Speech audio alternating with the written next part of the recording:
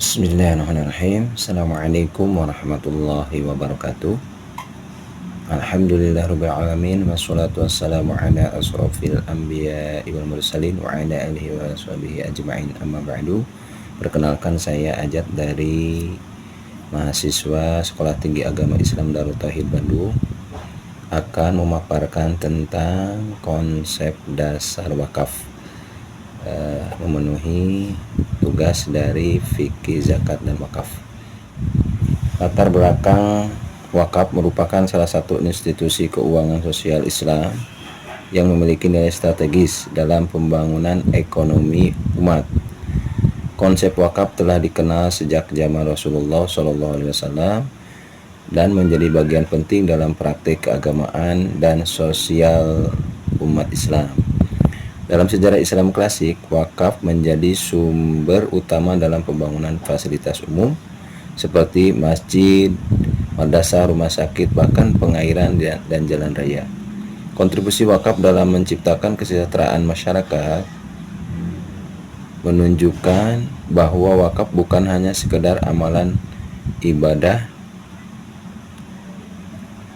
akan tetapi menjadi instrumen ekonomi yang sangat penting, yang sangat potensial dalam membangun keadilan dan kesejahteraan sosial. Selanjutnya yaitu tentang rumusan-rumusan masalah yang akan dijelaskan, yaitu penjelasan wakaf, dasar hukum wakaf, rukun, syarat, dan macam-macam wakaf. Yang pertama, apa itu wakaf? Wakaf secara istilah adalah menahan benda asal atau pokok. Wakaf adalah sejenis pemberian yang pelaksanaannya dilakukan dengan jalan menahan pemilikan asal, tahbisul asli, lalu menjadikan manfaatnya berlaku umum.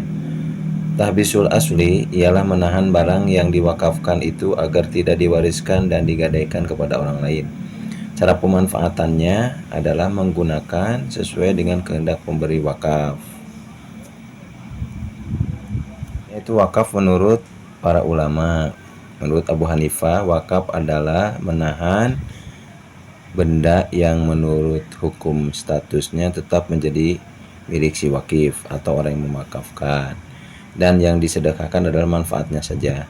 Kalau menurut Imam Malik, wakaf adalah menjadikan manfaat benda yang dimiliki baik berupa sewa atau hasilnya untuk diserahkan kepada orang yang berhak atau mauquf alaih dalam bentuk penyerahan yang berjangka waktu sesuai dengan apa yang dikehendaki oleh orang yang mewakafkannya. Nah, ini menurut para ulama. Selanjutnya masih menurut para ulama, dari Imam Syafi'i, wakaf adalah menahan harta yang dapat diambil manfaatnya dengan tetap utuhnya barang dan barang itu lepas dari penguasaan si wakif serta dimanfaatkan kepada sesuatu yang diperbolehkan oleh agama.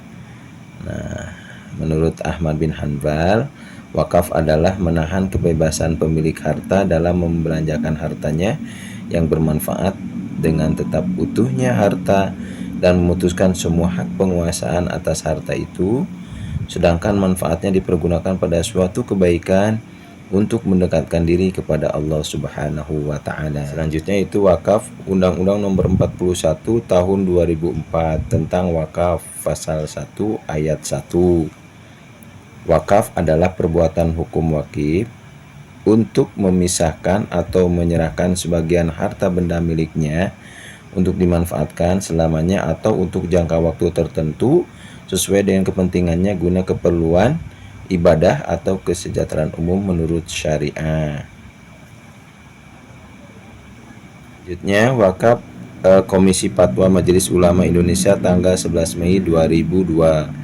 Wakaf adalah menahan harta yang dapat dimanfaatkan tanpa lenyap bendanya atau pokoknya dengan cara tidak melakukan tindakan hukum terhadap benda tersebut, menjual, memberikan, atau mewariskannya untuk disalurkan hasilnya pada sesuatu yang mubah atau tidak haram yang ada. Yaitu dasar hukum wakaf, Quran surah Ali Imran ayat 92. A'udzubillahi minasyaitonirrajim. Lan tanalul birra hatta tunfiqu mimma tuhibbun. Wa ma tunfiqu min syai'in fa innallaha bihi alim. Yang artinya kamu sekali-kali tidak akan memperoleh kebajikan yang sempurna sebelum kamu menginfakkan sebagian harta yang kamu cintai. Apapun yang kamu infakkan, sungguhnya Allah Maha mengetahui tentangnya. Selanjutnya dasar hukum wakaf menurut hadis. Bismillahirrahmanirrahim.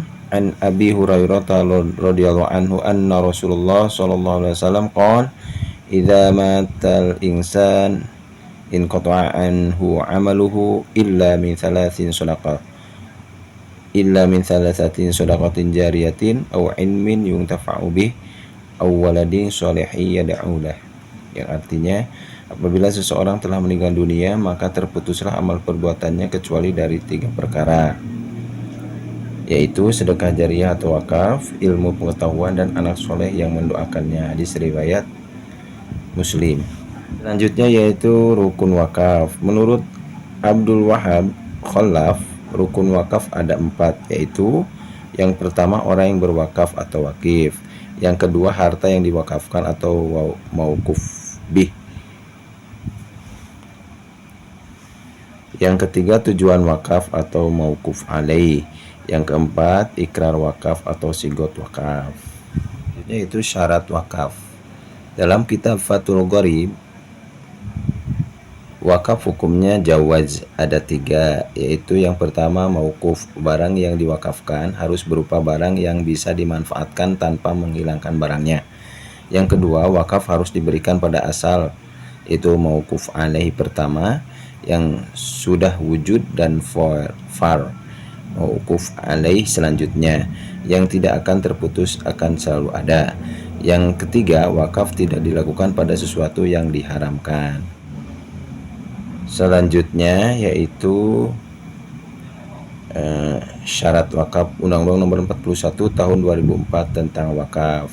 Pasal 2, wakaf sah apabila dilaksanakan menurut syarat-syarat rukun yang ditentukan syariah. Pasal 6, wakaf dilaksanakan dengan memenuhi unsur sebagai berikut: wakif, nazir, harta benda wakaf, peruntukan harta benda wakaf, dan jangka waktu wakaf. Pasal 7, wakif meliputi perseorangan, organisasi, badan hukum. Pasal 8, wakif perseorangan hanya dapat melakukan wakaf apabila memenuhi persyaratan dewasa, berakal, sehat, tidak terhalang melakukan perbuatan hukum, dan pemilik sah harta benda wakaf.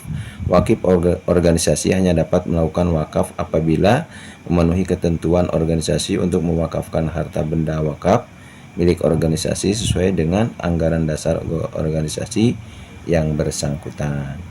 Masih tentang syarat wakaf, Undang-Undang Nomor 41 Tahun 2004 tentang wakaf.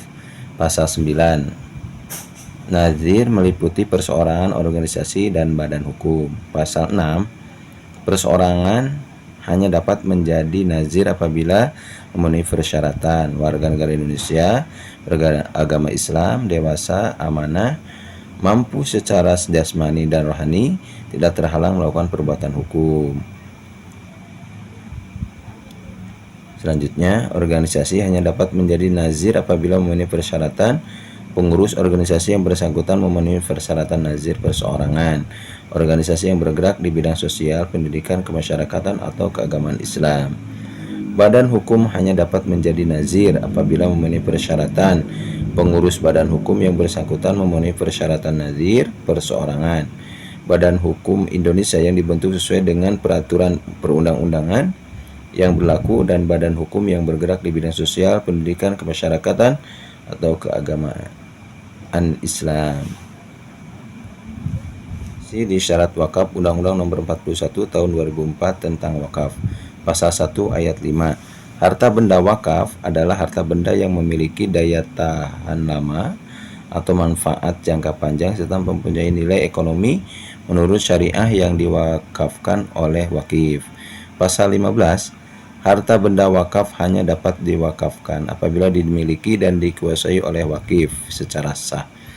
Pasal 1 ayat 3 ikrar wakaf adalah pernyataan kehendak wakif yang diucapkan secara lisan atau tulisan kepada nazir untuk mewakafkan harta benda miliknya.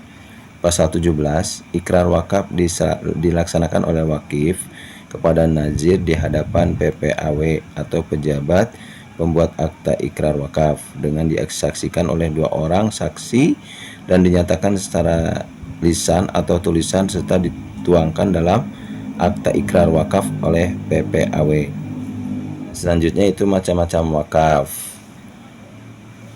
Berdasarkan segi peruntukan, wakaf ahli, wakaf yang ditujukan kepada orang-orang tertentu, seseorang atau lebih, keluarga si wakif atau bukan. Wakaf seperti ini juga disebut wakaf zurri. Wakaf jenis ini wakaf ahli atau zurri, terkadang juga disebut wakaf alal aulad, yaitu wakaf yang diperuntukkan bagi kepentingan dan jaminan sosial dalam lingkungan keluarga atau family, lingkungan kerabat sendiri. Masih macam-macam wakaf berdasarkan segi peruntukannya, yaitu wakaf khairi, wakaf yang secara tegas untuk kepentingan agama, keagamaan atau kemasyarakatan, kebajikan umum. Wakaf ini ditujukan kepada umum dengan tidak terbatas penggunaannya yang mencakup semua aspek untuk kepentingan dan kesejahteraan umat manusia pada umumnya. Masih macam-macam wakaf berdasarkan jenis harta bendanya. Benda tidak bergerak. Benda tidak bergerak seperti tanah, sawah, dan bangunan. Benda macam inilah yang sangat dianjurkan agar diwakafkan karena mempunyai nilai jariah yang lebih lama. Yang selanjutnya benda bergerak. Benda bergerak seperti mobil, sepeda motor, binatang ternak, atau benda-benda lainnya.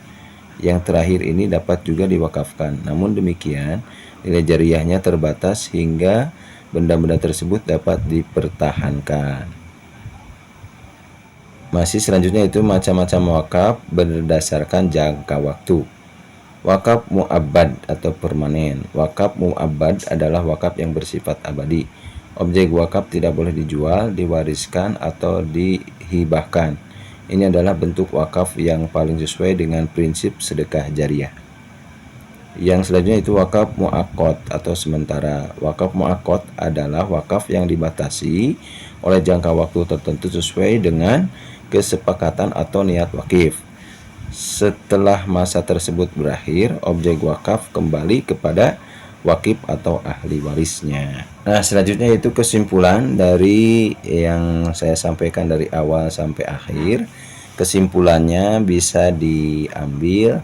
Yang pertama, wakaf adalah penahanan hak milik pribadi untuk dimanfaatkan bagi kepentingan umum atau ibadah tanpa menghilangkan kepemilikan atas benda tersebut. Wakaf bersifat abadi dan merupakan bentuk sedekah jariah. Yang selanjutnya itu dasar hukum wakaf berasal dari Al-Quran, hadis, ijma, ulama, serta diperkuat oleh peraturan perundang-undangan seperti Undang-Undang Nomor 41 Tahun 2004. Rukun dan syarat wakaf terdiri dari wakif, mauquf alaih, dan sigot. Wakaf terbagi menjadi beberapa macam, baik berdasarkan tujuan, jenis harta, maupun jangka waktunya. Inovasi seperti wakaf uang menunjukkan fleksibilitas dan relevansi wakaf dalam kehidupan modern. Baik, sekian. Terima kasih. Mudah-mudahan apa yang disampaikan dapat bermanfaat bagi kita semuanya.